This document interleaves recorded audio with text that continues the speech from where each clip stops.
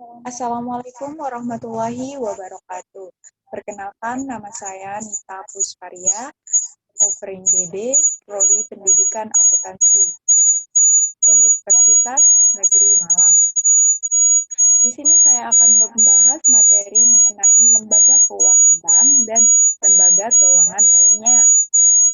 Untuk materi pertama, mengenai lembaga keuangan, definisi menurut Undang-Undang Nomor 14 Tahun 1967 tentang pokok-pokok perbankan, ialah lembaga keuangan adalah semua badan yang melakukan kegiatan-kegiatan di bidang keuangan, menarik uang dari masyarakat, dan menyalurkan uang tersebut kembali ke masyarakat.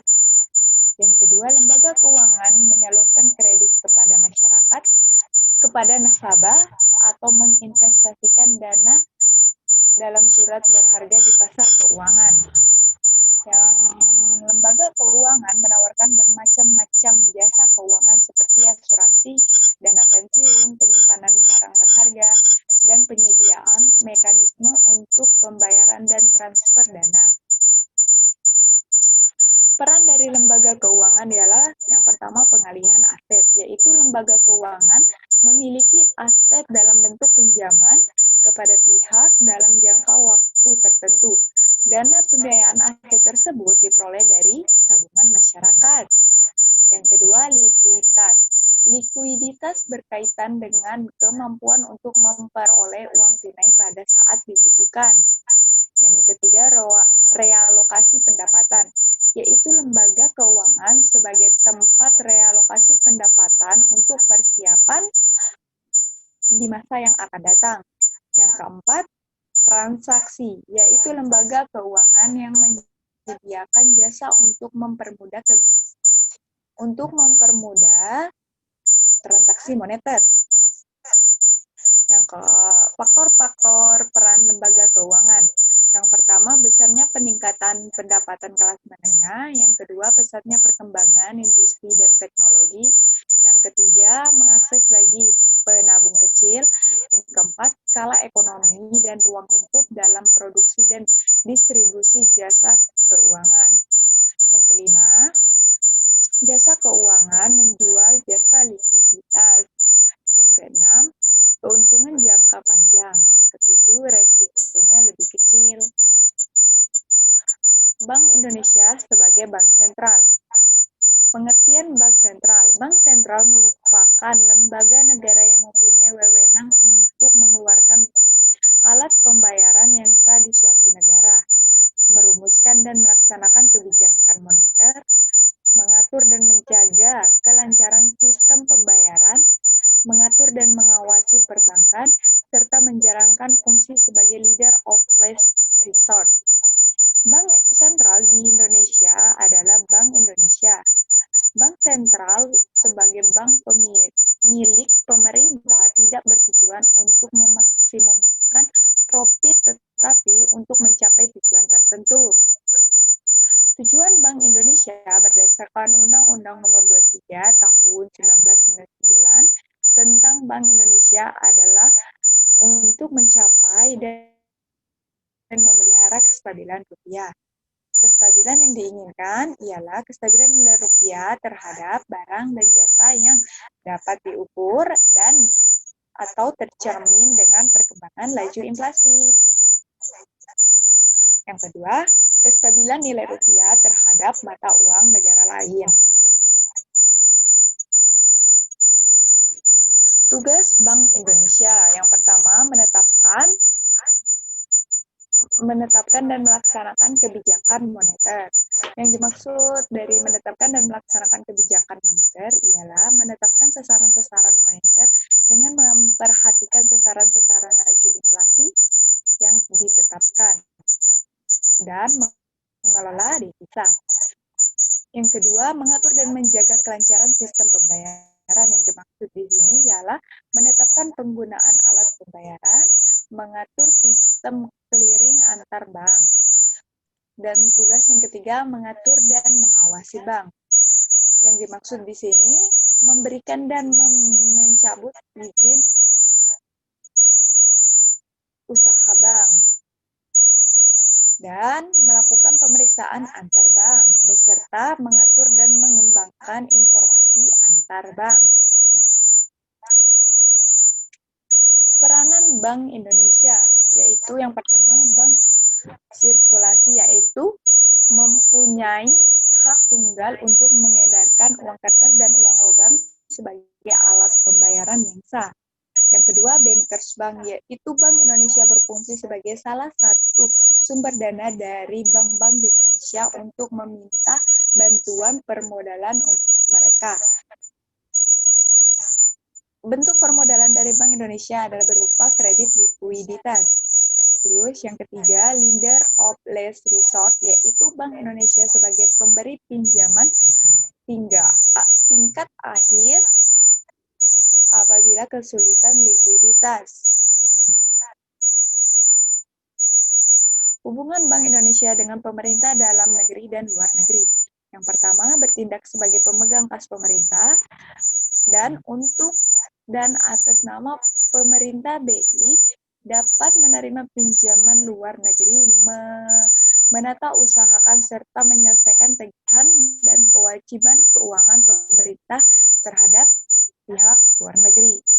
Yang terakhir, pemerintah wajib meminta pendapat BI dalam sidang kabinet yang membahas masalah ekonomi, perbankan, dan keuangan. Memberikan pendapat dan pertimbangan kepada pemerintah mengenai RAPBN serta kebijakan lain yang berkaitan dengan tugas dan wewenang BI. Yang kelima, dalam hal pemerintah menerbitkan surat-surat hutang negara, pemerintah wajib berkonsultasi dengan BI dan DPR. Selanjutnya, Bank Indonesia dapat membantu penerbitan hutang-hutang negara yang diterbitkan oleh pemerintah. Dan yang terakhir, Bank Indonesia dilarang memberikan kredit kepada pemerintah. Hubungan dengan dunia internasional dapat melakukan kerjasama dengan bank sentral negara lain dan organisasi atau lembaga internasional. Dan BI bertindak untuk dan atas nama Republik Indonesia sebagai anggota internasional atau lembaga multila.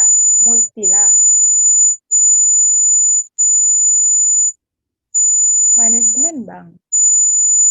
Manajemen bank ialah proses perencanaan, pengorganisasian, pergerakan, dan pengawasan terhadap segenap sumber daya bank guna mencapai tujuan yang telah ditetapkan.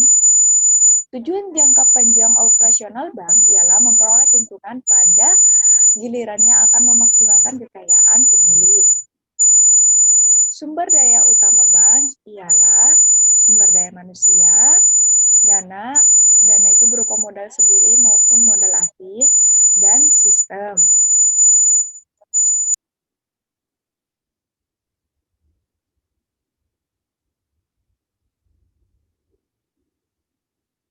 Selanjutnya, fungsi manajemen bank.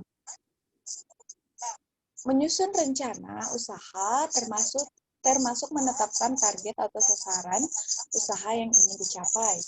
Menyusun struktur organisasi berdasarkan bidang usaha atau jasa maupun volume usaha. Menggerakkan atau mendayagunakan segenap sumber daya bank, terutama sumber daya manusia dan dana yang akan dikelola. Dan yang terakhir, melaksanakan pengawasan terhadap aktivitas bisnis bank. Bank Syariah. Bank Syariah adalah bank yang melaksanakan kegiatan usaha berdasarkan prinsip syariah, yaitu aturan perjanjian berdasarkan hukum Islam atau bank dan pihak lain untuk penyimpanan dana atau pembiayaan kegiatan usaha atau kegiatan lainnya yang dinyatakan sesuai dengan syariah. Ciri-ciri bank syariah: yang pertama, bebas dari bunga atau riba. Yang kedua, bebas dari kegiatan spekulatif yang tidak produktif seperti perjudian. Yang ketiga, hanya membiayai kegiatan usaha yang halal. Yang keempat, bebas dari hal-hal yang rusak atau tidak sah. Yang kelima, bebas dari hal-hal yang tidak jelas atau masih meragukan. Fungsi Bank Indonesia. Fungsi Bank Syariah. Bank Syariah dan USS atau unit usaha syariah wajib menjalankan fungsi menghimpun dan mengalirkan dana masyarakat. Bank syariah dan USS atau unit usaha syariah dapat menjalankan fungsi sosial dalam bentuk lembaga baitul mal, yaitu menerima dana yang berasal dari zakat, infak, sedekah, hibah, atau dana sosial lainnya dan mengalirkan ke organisasi pengelola zakat. Yang ketiga, bank syariah dan unit usaha syariah dapat menghimpun dana sosial yang berasal dari wakaf uang dan mengalirkan kepada pengelola wakaf sesuai dengan kehendak pemberi wakaf. Dan yang terakhir, pelaksanaan fungsi sosial yang dimaksud pada ayat kedua dan ayat ketiga harus sesuai dengan ketentuan perundang-undangan. Sewa guna atau leasing. Leasing atau sewa guna usaha merupakan kegiatan pembiayaan dalam bentuk penyediaan barang atau modal yang digunakan dalam jangka waktu tertentu. Jenis leasing yaitu capital-lease merupakan lembaga keuangan yang memberikan fasilitas keuangan pada nasabah guna mendapat barang atau modal yang dibutuhkan. Yang kedua, sewa operasi merupakan perusahaan pembiayaan yang menyediakan jasa sewa pada nasabah tetapi dalam jangka waktu tertentu. Sales type lease merupakan lease penjualan yang biasanya dilakukan oleh perusahaan industri yang menjual lease barang dari hasil produksinya. Leveraged lease merupakan perjanjian leasing yang dibayari oleh lessor atau perusahaan leasing dengan bantuan lembaga keuangan pihak ketiga. Modal ventura atau yang biasa disebut venture capital adalah salah satu jenis investasi yang pembiayaannya berupa penyertaan modal ke dalam suatu perusahaan swasta dalam jangka waktu tertentu. Berdasarkan cara pemberian bantuannya, yang pertama, single tier approach, yaitu perusahaan penghimpun berbagai dana dan mengelola dana tersebut untuk diinvestasikan dalam bentuk penyertaan modal di dalam perusahaan pasang usaha. Cara kedua, two-tier approach, yaitu modal dikelola oleh dua badan usaha yang terpisah, yaitu satu perusahaan sebagai penyedia dana atau fund company, dan yang satunya sebagai pengelola atau manajemen company yang bertugas mengelola dana dari fund company. Anjak piutang. Anjak piutang atau pembiayaan piutang adalah suatu kegiatan pembiayaan piutang usaha yang menggadaikan atau menjual piutang usaha sebagai jaminan untuk memperoleh pinjaman atau tambahan modal kerja. Kegiatan anjak piutang di Indonesia berdasarkan Surat Keputusan Menteri Keuangan nomor 1213/KMK-013/1988 tanggal 20 Desember 1988 meliputi pengambilan alihan tagihan suatu perusahaan dengan biaya tertentu. Yang kedua, pembelian piutang perusahaan dalam bentuk transaksi perdagangan dengan harga yang sesuai dengan kesepakatan. Dan mengelola usaha penjualan kredit suatu perusahaan, artinya perusahaan anjak piutang dapat mengelola kegiatan administrasi kredit suatu perusahaan sesuai dengan kesepakatan. Asuransi. Asuransi adalah sebuah perjanjian dengan dua orang atau lebih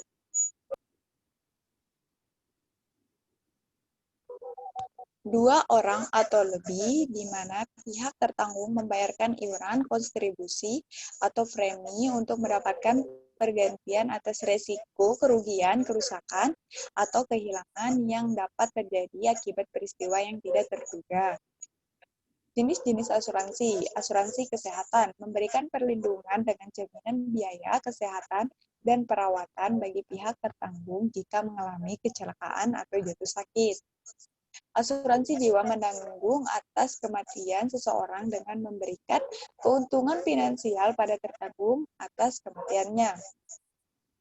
Asuransi pendidikan dapat dikatakan sebagai tabungan untuk masa depan demi menjamin pendidikan anak dari pemegang polis atau pihak tertanggung.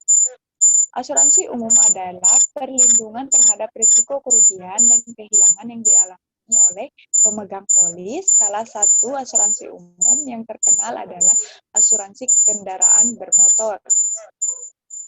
Dana pensiun. Dana pensiun adalah hak untuk memperoleh penghasilan setelah bekerja sekian tahun dan sudah memasuki usia pensiun atau ada sebab-sebab lain sesuai dengan perjanjian yang telah ditetapkan.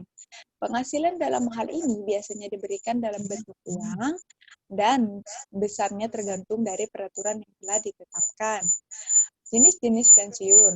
Pensiun normal yaitu pensiun yang diberikan untuk karyawan yang telah berusia masa pensiun 55 tahun dan 60 tahun untuk profesi tertentu. Yang kedua, pensiun dipercepat. Jenis pensiun ini untuk kondisi tertentu, misalnya karena adanya pengurangan pegawai di perusahaan tertentu. Yang ketiga, pihak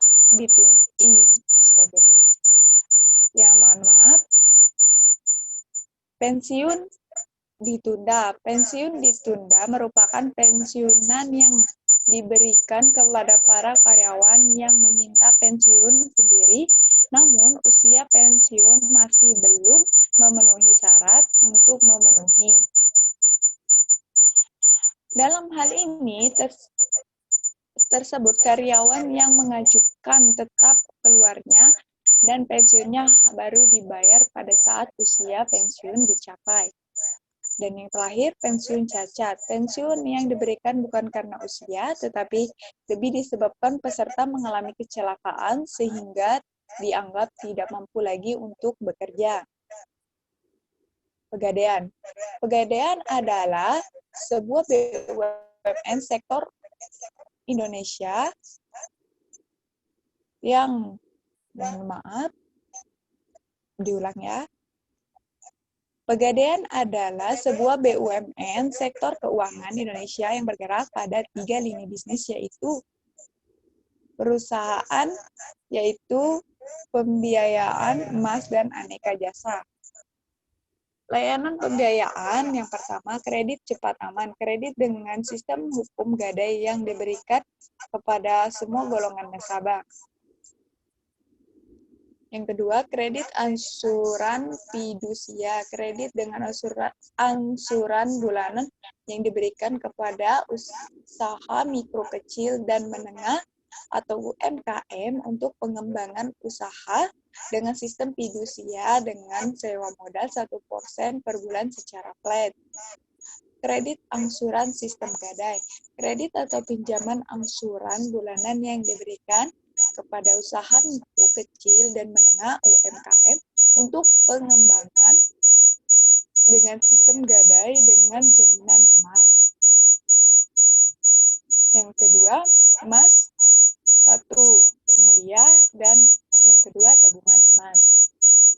Aneka jasa menerima pembayaran tagihan listrik, telepon, air, TV langganan, internet, finansi, pulsa handphone, pengiriman uang ke dalam dan ke luar negeri, dan tiket kereta.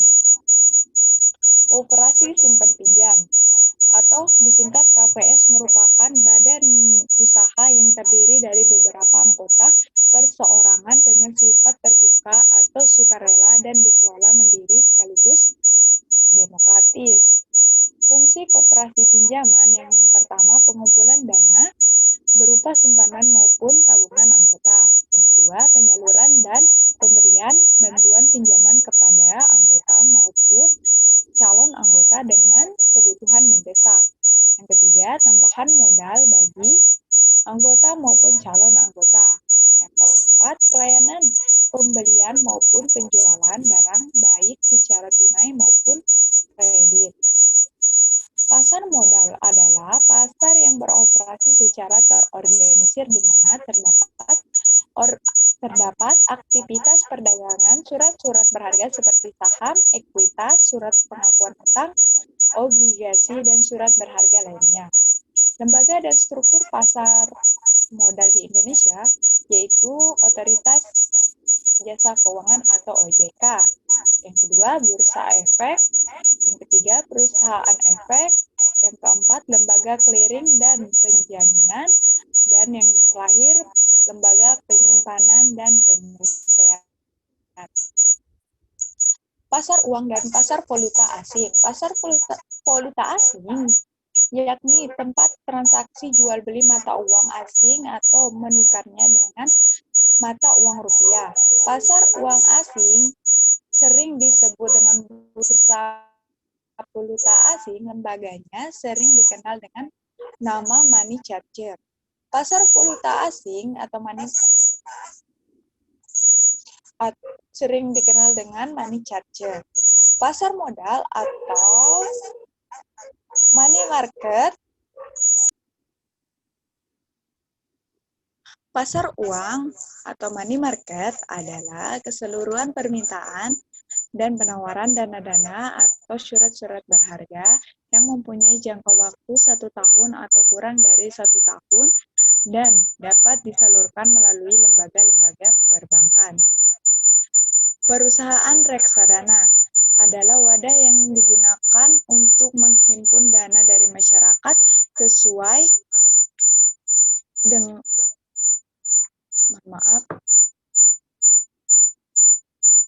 Perusahaan reksadana adalah wadah yang digunakan untuk menghimpun dana dari masyarakat pemodal untuk selanjutnya diinvestasikan dalam portofolio efek oleh manajer investasi. Jenis-jenis reksadana. Yang pertama, reksadana saham. Jenis reksadana ini minimal harus memiliki 80% dari dana yang dikelolanya ke dalam bentuk saham. Yang kedua, reksadana campuran. Reksadana ini dilakukan dengan melakukan investasi dari 2 efek bursa sekaligus, efek utang dan juga efek ekuitas. Reksadana pendapatan tetap. Pada reksadana pendapatan tetap ini juga harus melakukan investasi minimal 80% dari dana yang dikelola ke dalam bursa efek yang bersifat utang. Dan yang keempat, reksadana pasar. Reksadana pasar ini memiliki atau memberikan risiko keuntungan yang paling rendah tetapi juga dengan kemungkinan return atau pengembalian yang dibatasi. Dan yang terakhir, reksadana indeks. Keuntungan dan kerugian yang akan diterima dari reksadana indeks ini akan sejalan dengan indeks tersebut. Sekian yang dapat saya sampaikan. Mohon maaf atas segala kekurangan. Mohon maaf atas cara penyampaian saya yang kurang. Mohon maaf atas kekurangan-kekurangan dari materi saya, dari pembawaan saya mohon maaf. Sekian yang bisa saya sampaikan. Wabillahi taufiq wal hidayah. Wassalamualaikum warahmatullahi wabarakatuh.